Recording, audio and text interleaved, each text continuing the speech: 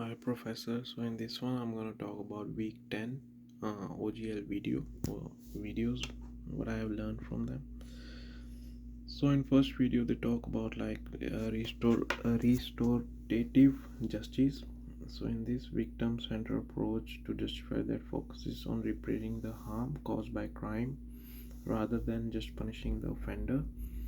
So in this they talk about like both victim and offender must agree to take part. The offender takes responsibility and understands the harm they have done, and solution may include apologies or community services,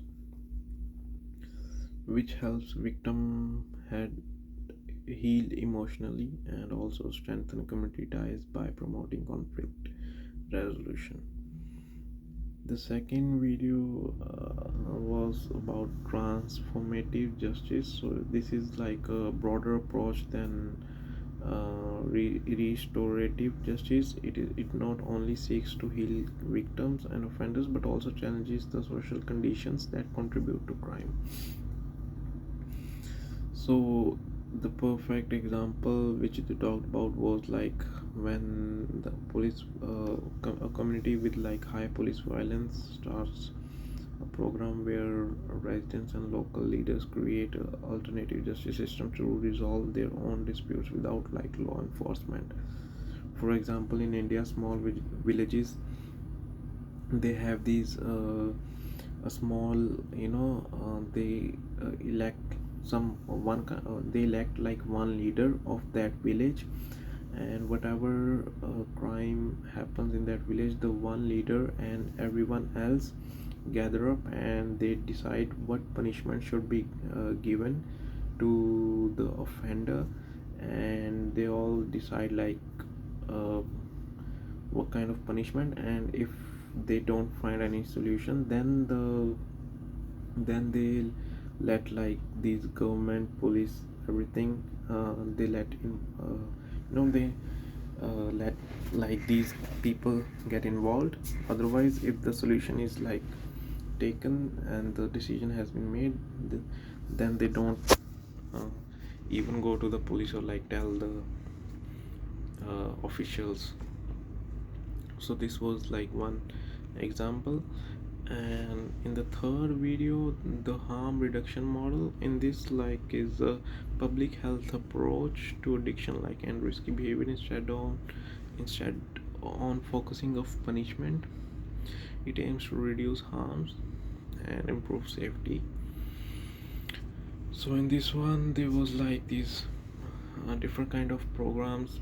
The first one was like needle exchange program, in which they like prevent HIV, and also they talked about reduce STDs, and different kinds of programs were made to uh, you know made to uh, promote like safety in you know uh, risky behaviors or like drug addicts, for example.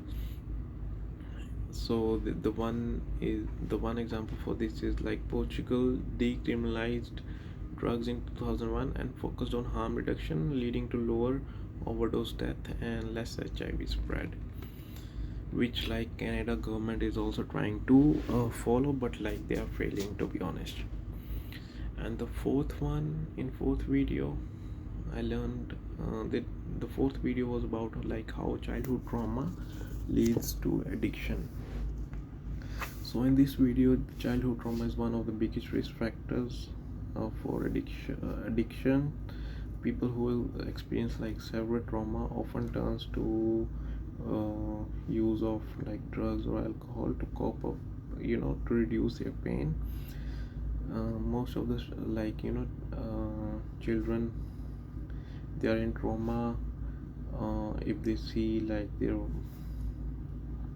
if they see disturbance in their family or like parents, and most of them um, like have seen some have gone through some like uh, experiences.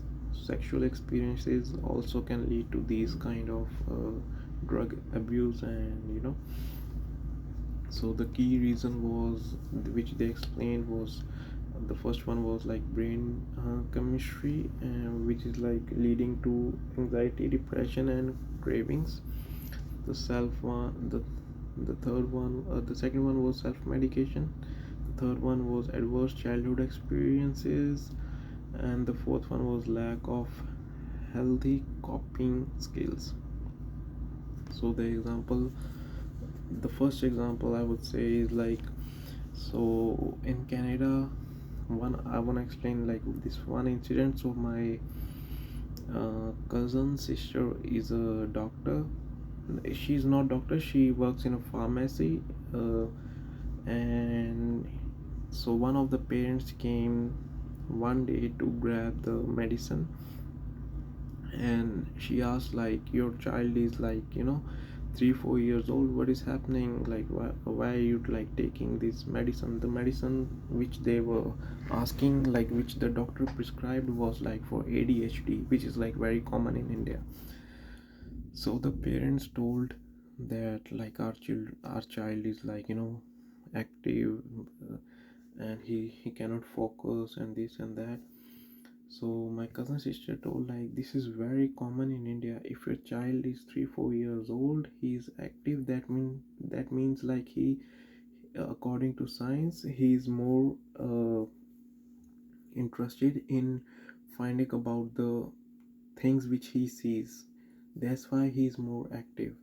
And the doctor in Canada, they just instead of like going deep into the health issue, they just prescribe these small uh, medicines which lead to addiction of, if let's just say, if 3-4 year old child is taking ADHD medicines, that can lead to like drug addiction easily, because you know he's gonna exposed his body is gonna exposed to drugs at very early age. And the next one was like the children who face like sexual abuse uh, can also lead to drug use, because they have this sexual trauma. And this can also lead to drug use to and drug use, because they want to forget that experience for a certain period of time. So yeah, this is what I learned about in week 10 OGL videos. Thank you.